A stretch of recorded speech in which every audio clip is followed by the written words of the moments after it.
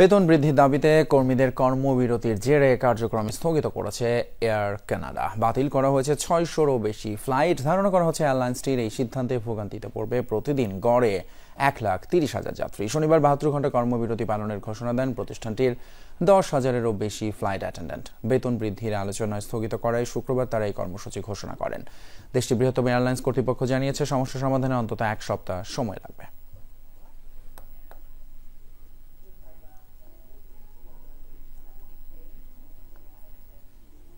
Nos clients, mais les vols sont pleins à cette période.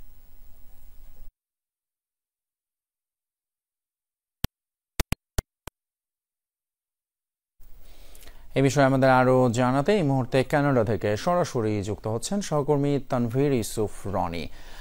Roni, আপনি কি শুনতে পাচ্ছেন নিশ্চয়ই আমাদেরকে? এই মুহূর্তে সেখানকার আসলে এই কর্মবিরতির পরিস্থিতি কি এবং আন্দোলন থামানোর বিষয়ে কিছু জানানো হয়েছে কিনা? ধন্যবাদ আপনাকে। আসলে গত রাত ১টার সময় হঠাৎ করেই এয়ার কানাডা প্রায় ১০,০০০ কর্মী একসাথে কর্মবিরতির ঘোষণা দেয়।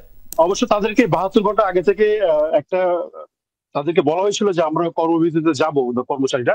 কিন্তু সরকারের সাথে এবং কর্মচারীদের সাথে এবং এয়ার কানাডার সাথে সেই ধরনের বনিবনা না হওয়ায় তারা রাত ১টার সময় কর্মবিরতিতে যায় এবং এই জন্য প্রায় এখন পর্যন্ত প্রায় ৫৭৫টা ফ্লাইট বাতিল হয়ে গেছে এবং সামনে আরো হবে।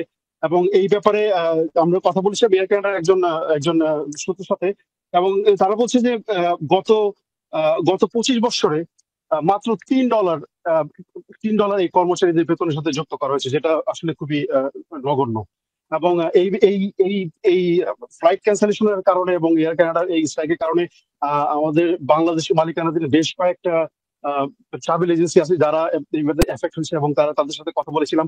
তাদের অনেক যাত্রী যারা বাংলাদেশে যেতে যেতে এয়ার কানাডা ট্রানজিট রুট হিসেবে ব্যবহার করে, তারা অনেক বিপদে পড়ছে এবং অন্যান্য এয়ারলাইন্স গুলো যেগুলো আছে তারাও তাদের দাম বাড়িয়ে দিচ্ছে কিংবা তাদের কোনো স্কেজুল পাওয়া যাচ্ছে না এই মুহূর্তে। এবং সরকার আশা করছে যে অতি সত্বরই এয়ার কানাডা এবং ইউনিয়নের সাথে তারা বসে কথা বলে এই ঝামেলা থেকে মুক্তি হতে পারবে।